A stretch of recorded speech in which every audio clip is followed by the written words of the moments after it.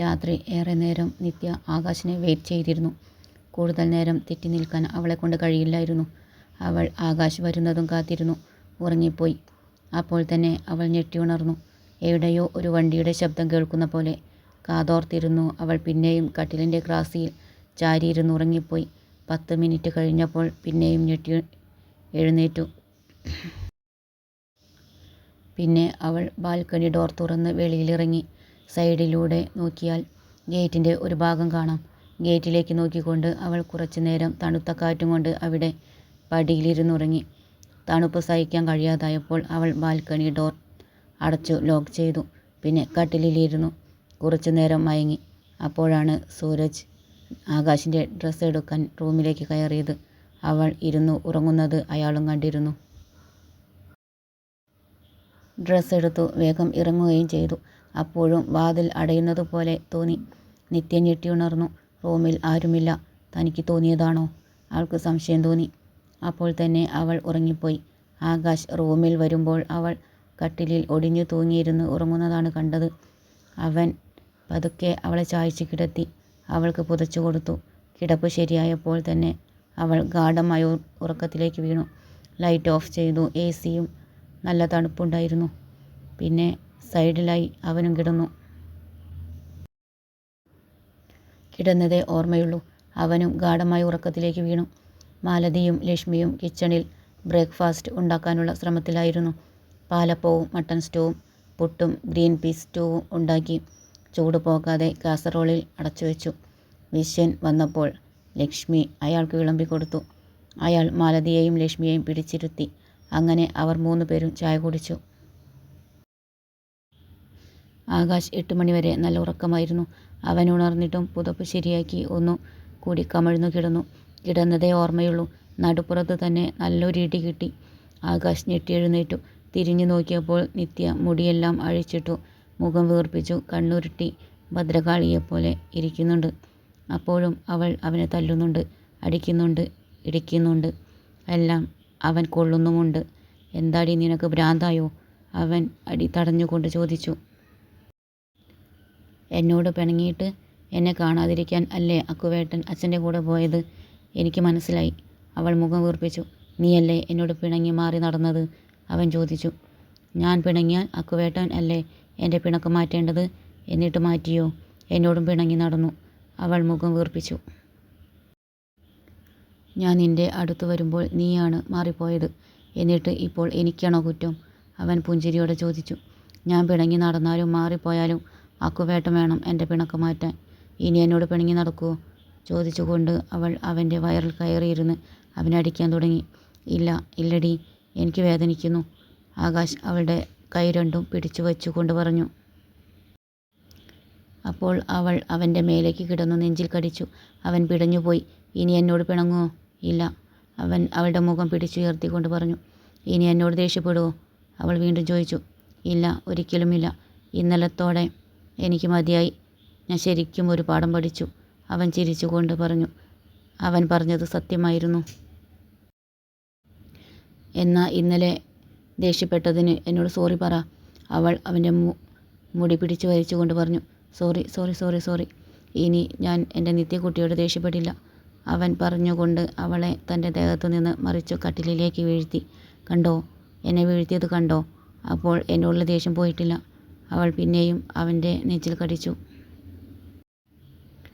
അവൻ്റെ പിടി വിട്ടു തുടങ്ങിയിരുന്നു. അവന് തന്നെ നിയന്ത്രിക്കാൻ കഴിഞ്ഞില്ല. അവളെ പിന്നെയും കട്ടിലിലേക്ക് തള്ളിയിട്ട് അവളുടെ ദേഹത്തേക്ക് കയറി കിടന്നു. പിന്നെ അവളുടെ മുഖം മുഴുവൻ ഉമ്മകൾ കൊണ്ട് പൊതിഞ്ഞു. നിത്യ കിലുക്കിലെ ചിരിച്ചു. ആകാശ് ഒരു ദിവസം കൊണ്ട് അത്രയും വിഷമിച്ചിരുന്നു. അവളുടെ അവഗണന അവനെ വല്ലാതെ വിഷമിപ്പിച്ചിരുന്നു. അവളില്ലാതെ, അവളോട് മിണ്ടാതെ തനിക്കൊരു നിമിഷം പോലും പറ്റില്ലെന്ന് അവന് ഇന്നലെ ഒരു ദിവസം കൊണ്ട് മനസ്സിലായി. ആ സങ്കടം മുഴുവൻ ആകാശ് അവളിൽ തീർത്തുകൊണ്ടിരുന്നു. നിത്യ വിധേയായി കിടന്നു. അവൻ്റെ നിയന്ത്രണം നഷ്ടപ്പെട്ടിരുന്നു.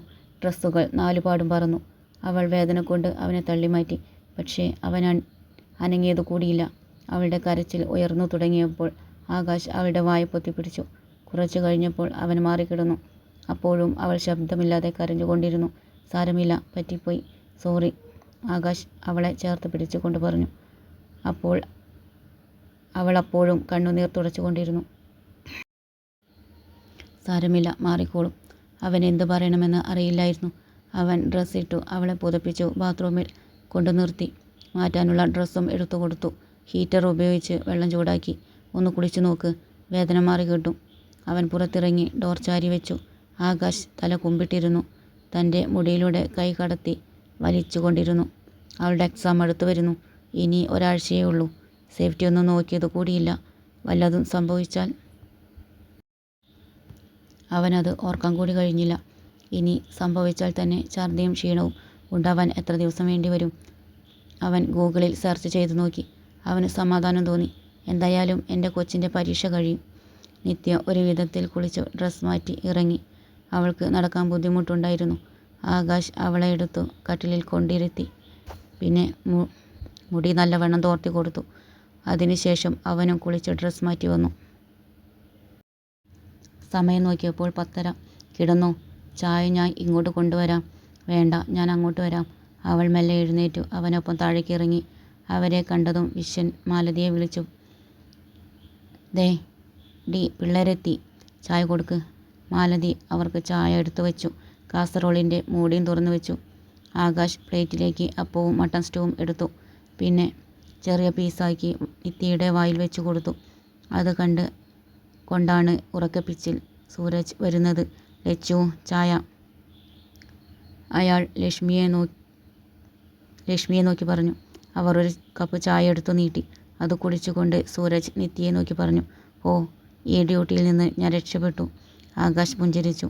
നിത്യ മുഖം വീർപ്പിച്ചുകൊണ്ട് ആകാശിൻ്റെ ദേഹത്തേക്ക് ചാരിയിരുന്നു. മുരുകൻ രാവിലെ 10 മണിയായപ്പോഴേക്കും സംഭവസ്ഥലം സന്ദർശിച്ചു. അവിടെയെല്ലാം കെട്ടടങ്ങിയിരുന്നു. അയാൾ ആയുധങ്ങളെല്ലാം കഴുകി തുടച്ച് ഭദ്രമായി എടുത്തു വെച്ചു. പിന്നെ കൈലാസിനെയും കിഷോറിനെയും അടക്കിയ കുഴി മണ്ണിട്ട് മൂടി ക്ലിയറാക്കി. മുരുകൻ ആദിയുടെ ഗോഡൗണിലേക്ക് പോയി. മുരുകൻ ഇപ്പോൾ അവിടെയാണ് ജോലി. ആദിയുടെ വിശ്വസ്തനായ സേവകൻ. ആകാശ് ചായ കുടിച്ചതിനു ശേഷം നിത്യയെയും കൊണ്ട് മുകളിൽ റൂമിലേക്ക് പോയി. അവളുടെ മുഖം ചുളിച്ചുള്ള നടത്തത്തിൽ നിന്ന് തന്നെ അവളുടെ പ്രയാസം അവൻ മനസ്സിലാക്കിയിരുന്നു. ആരും കാണുന്നില്ലെന്ന് ഉറപ്പുവരുത്തി ആകാശ് അവളെ എടുത്ത് കട്ടിലിൽ കൊണ്ടു കിടത്തി. നിത്യയെ കെട്ടിപ്പിടിച്ചു അവനും കിടന്നു. അവൾ പിന്നെയും ഉറക്കത്തിലേക്ക് വീണു. എൻ്റെ കൊച്ചിൻ്റെ പരീക്ഷ, അവൻ മനമുരുകി പ്രാർത്ഥിച്ചു. അന്ന് വൈകുന്നേരം ആയപ്പോഴേക്കും നിത്യയുടെ പ്രശ്നങ്ങളൊക്കെ മാറിയിരുന്നു. അന്ന് രാത്രി പുഴയിൽ വെള്ളം കയറിയപ്പോൾ നിത്യയും ആകാശും കൂടി ഞെണ്ടു പിടിച്ചു. വിശ്വൻ എമർജൻസി ലൈറ്റുമായി അവരുടെ കൂടെ തന്നെയുണ്ട്. സൂരജ് ഒരു കേസിൻ്റെ ആവശ്യത്തിന് വേണ്ടി പോയതാണ്. ഇതുവരെ എത്തിയിട്ടില്ല. 2 വലിയതും കുറച്ച് ഇടത്തരം വലിപ്പമുള്ള ഞെണ്ടിനെയും അവർ പിടിച്ചു. ചെറുതൊക്കെ പുഴയിലേക്ക് തന്നെ ഇട്ടു. പിറ്റേന്ന് രാവിലെ തന്നെ പോകണമെന്ന തീരുമാനത്തിലാണ് അവർ. വിശ്വന് കൊയ്ത്തിനെ പറ്റി ആലോചിച്ച് സമാധാനവുമില്ലായിരുന്നു. എല്ലാം മറ്റുള്ളവരെ ഏൽപ്പിച്ചു മരുമോളുടെ സന്തോഷത്തിന് വേണ്ടിയാണ് ഇവിടെ 2 ദിവസം താമസിച്ചത്. അവളുടെ എക്സാം അടുത്തു വരുന്നു. ബുക്കുകൾ എല്ലാം പാലക്കാടാണ്. നാളെ മുതൽ പഠിക്കാൻ തുടങ്ങണമെന്ന് ആകാശ് പറയുന്നത് കേട്ടു. അതിനാൽ സൂരജിനും ലക്ഷ്മിക്കും ഒന്നും പറയാനും പറ്റിയില്ല. അന്നു രാത്രി ആകാശ് നിത്യയെ തൻ്റെ മേൽ കിടത്തി മെല്ലെ തട്ടിക്കൊടുത്തു. അവൾ പെട്ടെന്ന് തന്നെ ഉറങ്ങി. അവന് സമാധാനം തോന്നി. പിറ്റേന്ന് രാവിലെ 9 മണിയോടെ വിശ്വനും മാലതിയും ആകാശും നിത്യയും പാലക്കാടിന് പോകാൻ ഇറങ്ങി. ഇനി ഞാൻ എക്സാം കഴിഞ്ഞിട്ടേ ഇങ്ങോട്ട് വരൂ. അതിനിടയ്ക്ക് അച്ഛനും അമ്മയും അങ്ങോട്ട് വരണം. നിത്യ സൂരജിനെ കെട്ടിപ്പിടിച്ചുകൊണ്ട് അയാളുടെ മുഖം പിടിച്ചു താഴ്ത്തി ഉമ്മ വെച്ചുകൊണ്ട് പറഞ്ഞു. അയാൾ സമ്മതിച്ചു. ആകാശും വിശ്വനും യാത്ര പറഞ്ഞു കൊണ്ട് കാറിൽ കയറി. അധികം വൈകാതെ അങ്ങോട്ട് വരണം. മാലതി സീതയോട് പറഞ്ഞുകൊണ്ട് കാറിൽ കയറി. നിത്യയും കയറിയപ്പോൾ ആകാശ് കാർ എടുത്തു. ഇടയിൽ ഹോട്ടലിൽ കയറി ചായ കുടിച്ചു. ഉച്ചയ്ക്കുള്ള ഫുഡും പാഴ്സൽ വാങ്ങി. അവർ 1 മണിയോടെ വീട്ടിലെത്തി. മാലതി വേഗം ഫുഡ് വിളമ്പി. നിത്യയ്ക്ക് ചിക്കൻ എല്ലിൽ നിന്ന് വേർപ്പെടുത്തി കൊടുത്തത് ആകാശാണ്. ഫുഡ് കഴിച്ചതിന് ശേഷം ആകാശ് നിത്യയെയും കൊണ്ട് റൂമിലേക്ക് പോയി. അവൻ ബെഡ്ഷീറ്റ് മാറ്റി വിരിച്ചു നിത്യയെ കിടത്തി. അതിനുശേഷം ജനാലകളൊക്കെ തുറന്നിട്ടു. ഫാൻ ഓൺ ചെയ്തു. അവനും നിത്യയുടെ അടുത്ത് കിടന്നു. എന്നിട്ട് അവളെ തൻ്റെ മേലെ കിടത്തി. അവൾ പെട്ടെന്ന് തന്നെ ഉറങ്ങിപ്പോയി. ഊണിന് ശേഷം വിശ്വൻ നേരെ പാടത്തേക്കാണ് പോയത്. അവിടെ കൊയ്ത്തു അവസാന ഘട്ടത്തിലായിരുന്നു. അയാൾ കൊയ്ത്തു വച്ച കറ്റ വീട്ടിലെത്തിക്കാനുള്ള ഏർപ്പാട് ചെയ്തു. പിറ്റേന്ന് മുതൽ വീട്ടിൽ കറ്റ മെതിക്കാനുള്ള സ്ത്രീകളെത്തി. എല്ലാവരും നിത്യയെ കണ്ട് അത്ഭുതപ്പെട്ടു. പരാതിയും തുടങ്ങി. മാലതി ചേച്ചി, ആകാശ് മോൻ്റെ കല്യാണം ഞങ്ങളെയൊന്നും അറിയിച്ചില്ല. ഇവിടത്തെ മോൻ്റെ കല്യാണം കൂടാൻ ഞങ്ങൾക്കും ആഗ്രഹമുണ്ടായിരുന്നു, അവർ പറഞ്ഞു. അത് ഞങ്ങൾ ആരോടും പറയാതെ പെട്ടെന്ന് അങ്ങ് നടത്തി, മാലതി ഒഴുക്കൻ മട്ടിൽ പറഞ്ഞു. ഇതെല്ലാം വിശ്വനും കേൾക്കുന്നുണ്ടായിരുന്നു. അയാൾ അത് ചിരിച്ചു തള്ളി. തുടർന്ന് സ്ത്രീകളെല്ലാവരും നിത്യയെ പരിചയപ്പെട്ടു. വളരെ പക്വതയോടെ അവൾ അവരോട് സംസാരിച്ചു. ഇവൾക്ക് പക്വതയോ? ആകാശ് അത്ഭുതപ്പെട്ടു. അവൻ അവളെ കൂട്ടി റൂമിലേക്ക് പോയി. ഇല്ലെങ്കിൽ അവരുടെ പണിയും നടക്കില്ല, സംസാരവും തീരില്ല. റൂമിലെത്തിയ ആകാശ് നിത്യയെ അടിമുടി നോക്കി ചോദിച്ചു. നേരത്തെ വളരെ പക്വതയോടെ ആയിരുന്നു നീ അവരോട് സംസാരിച്ചത്. അപ്പോൾ നീ മനഃപൂർവ്വം കുട്ടിക്കളി കളിക്കുകയാണോ? അതെ അക്കുവേട്ടാ, ഇപ്പോൾ നമ്മൾ മാത്രമല്ലേ ഉള്ളൂ. അപ്പോൾ കുട്ടിക്കളി കളിക്കാം. കുറച്ചുകൂടെ കഴിഞ്ഞാൽ നമുക്ക് വാവ വരില്ലേ? അപ്പോൾ കുട്ടിക്കളി പറ്റില്ലല്ലോ. അക്കുവേട്ടന് വാവകളെ നോക്കണ്ടേ? അപ്പോഴേക്കും ഞാൻ ജോലിക്കും പോകും. അതുകൊണ്ട് ഇപ്പോൾ അക്കുവേട്ടൻ്റെ വാവ ഞാനാണ്. ഇപ്പോൾ വാവ ഇല്ലാത്തത് കൊണ്ട് ഞാൻ കുട്ടിക്കളി കളിക്കുന്നതിന് കുഴപ്പമൊന്നുമില്ലല്ലോ, അവൾ ആകാശിൻ്റെ ഷർട്ടിൻ്റെ ബട്ടൺ അഴിക്കാൻ ശ്രമിച്ചുകൊണ്ട് പറഞ്ഞു. ആകാശ് ചിരിച്ചുപോയി. പിന്നെ കണ്ണുമിഴിച്ചു. അതായത് കുഞ്ഞ് വന്നു കഴിഞ്ഞാൽ കുഞ്ഞിനെ ഞാൻ നോക്കണമെന്നോ? അവൻ ചോദിച്ചു. അപ്പോഴേക്കും ഞാൻ ഏതെങ്കിലും കമ്പനിയിൽ ജോലിക്ക് കയറിയില്ലേ? അപ്പോൾ ലീവ് എടുക്കാൻ കഴിയില്ല, അവൾ പറഞ്ഞു. അതെന്തിനാ വേറെ കമ്പനി? നിന്റെ പരീക്ഷ കഴിഞ്ഞാൽ നിനക്ക് ജോലി തരാൻ കാത്തിരിക്കുകയാണ് ആദി അവൻ്റെ കമ്പനിയിൽ. അത് വേണ്ട മോനെ, നമ്മൾ രണ്ടാളും ഒരേ കമ്പനിയിൽ. എന്നിട്ട് നിങ്ങളുടെ ജോലി കൂടി എന്നെക്കൊണ്ട് ചെയ്യിക്കാനല്ലേ? ആ വേല മനസ്സിലിരിക്കട്ടെ, നിത്യ തല കുലുക്കിക്കൊണ്ട് പറഞ്ഞു. അതല്ലേ നല്ലത്. കുഞ്ഞിനെ ഞാൻ നോക്കും. എൻ്റെ ജോലിയിൽ നിനക്കും സഹായിക്കാം. ഇല്ലെങ്കിൽ എൻ്റെ ജോലിയുമായി ഞാൻ പോകും. കുഞ്ഞിനെ നോക്കലും നിൻ്റെ ജോലിയും നിനക്ക് ഒറ്റയ്ക്ക് ചെയ്യേണ്ടി വരും, അവൻ ഭീഷണിപ്പെടുത്തി. അത് ശരിയാണെന്ന് നിത്യയ്ക്കും തോന്നി. ഓക്കെ, അവൾ സമ്മതിച്ചു. എന്നാൽ നമുക്ക് ആദ്യം പരീക്ഷ എഴുതാം, ബാക്കിയെല്ലാം പിന്നെ, ആകാശ് പറഞ്ഞുകൊണ്ട് ബുക്ക് എടുത്തു അവൾക്ക് കൊടുത്തു. അവളെ പിടിച്ചിരുത്തി പഠിപ്പിച്ചു. വളരെ സിമ്പിളായി വ്യക്തമായി അവൾക്ക് എക്സാമ്പിൾ അടക്കം പറഞ്ഞു കൊടുത്തു. അതെല്ലാം അവൾ വേഗം തന്നെ പഠിച്ചെടുത്തു. ദിവസങ്ങൾ കടന്നുപോയി. നിത്യയുടെ എക്സാം തുടങ്ങിയിരുന്നു. തിരുവനന്തപുരത്ത് ഒരു വാടക വീട്ടിലാണ് അവളും ആകാശം താമസിക്കുന്നത്. ഹോസ്റ്റലിൽ നിൽക്കില്ലെന്ന് അവൾ വാശി പിടിച്ചിരുന്നു. അതിനാൽ ആകാശ് ഒരു വീട് വാടകയ്ക്കെടുത്തു. രാവിലെ എക്സാമിനു കോളേജിൽ എത്തിക്കുന്നതും തിരിച്ചു കൊണ്ടുപോകുന്നതും ആകാശാണ്. ഓരോ കുട്ടിയും കളിയാക്കുമ്പോഴും പരിഹസിക്കുമ്പോഴും അവൾ മനഃപൂർവ്വം വേറെ ഓരോ കാര്യങ്ങൾ ചിന്തിച്ചു. ഓരോ പരീക്ഷയും നല്ല രീതിയിൽ എഴുതി അവൾ പുറത്തിറങ്ങി. ഇന്ന് ലാസ്റ്റ് എക്സാമാണ്. ആകാശ് പാർക്കിംഗ് ഏരിയയിൽ പോർഷെ കാറിൽ ചാരി അവളെ കാത്തു നിൽക്കുന്നുണ്ട്. റോയൽ ബ്ലൂ ഷർട്ടും ബ്ലാക്ക് പാൻറ്റും ഇൻ ചെയ്താണ് അവൻ നിൽക്കുന്നത്. 6 പാക്ക് ബോഡി ഷർട്ടിലൂടെ തെളിഞ്ഞു കാണാം. കട്ടിമീശയിൽ താടിയില്ലാതെ ഒതുക്കിയ കോലുമുടിയുമായി അവൻ അതിസുന്ദരനായി കാണപ്പെട്ടു. കോളേജിലെ പെൺകുട്ടികളുടെ നോട്ടം മുഴുവൻ അവനിലായിരുന്നു. ചിലർ പരിചയപ്പെടാൻ വേണ്ടി അവൻ്റെ അടുത്തു കൂടി. അപ്പോഴാണ് നിത്യയുടെ വരവ്. അവൻ്റെ അടുത്ത് കുട്ടികളെ കണ്ടതും അവൾ ഓടി ആകാശിൻ്റെ മേലേക്ക് ചാരി. അവൻ അവളെ ചേർത്ത് പിടിച്ചു. ഞാൻ ഇവളുടെ ഹസ്ബൻഡാണ്. എന്നെക്കുറിച്ച് എന്തെങ്കിലും അറിയണമെന്നുണ്ടെങ്കിൽ ഇവളോട് ചോദിച്ചാൽ മതി. ഓക്കെ, അവൻ പറഞ്ഞുകൊണ്ട് നിത്യയെ ഡ്രൈവിംഗ് സീറ്റിൽ കയറ്റിയിരുത്തി ഡോർ അടച്ചു. പിന്നെ ഡ്രൈവിംഗ് സീറ്റിൽ കയറി വണ്ടി പതിയെ മുന്നോട്ടെടുത്തു.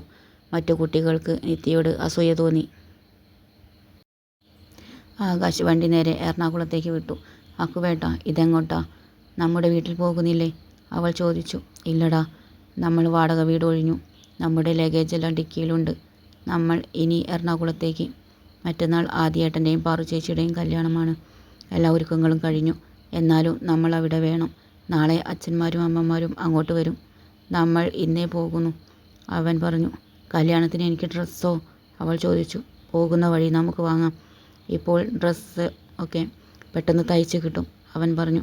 ഓക്കെ, അവൾ സന്തോഷത്തോടെ അവനെ കെട്ടിപ്പിടിച്ചു. കവിളിൽ ഉമ്മ വെച്ചു.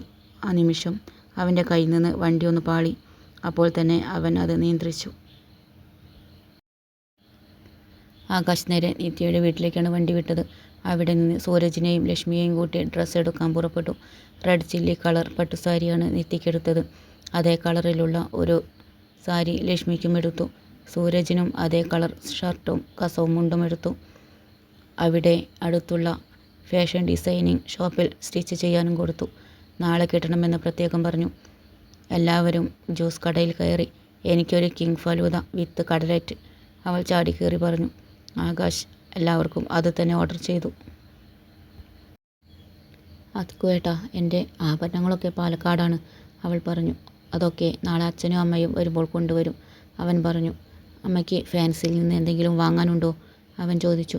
ഇല്ല മോനെ, അവൻ മൂളി. എന്നാ പോകുകയല്ലേ, നിത്യ സമ്മതിച്ചു. എല്ലാവരും കാറിൽ കയറി. ആകാശ് വണ്ടിയെടുത്തു വീട്ടിലേക്ക്. അക്കുവേട്ടാ, പാലക്കാട്ടെ അച്ഛനും അമ്മയ്ക്കും ഡ്രസ്സ് എടുക്കണ്ടേ? അത് അവർ അവിടെ എടുത്തു. ഞാൻ കളർ പറഞ്ഞു കൊടുത്തിരുന്നു. അവിടെ സ്റ്റിച്ച് ചെയ്യാനും കൊടുത്തു, അവൻ പറഞ്ഞു.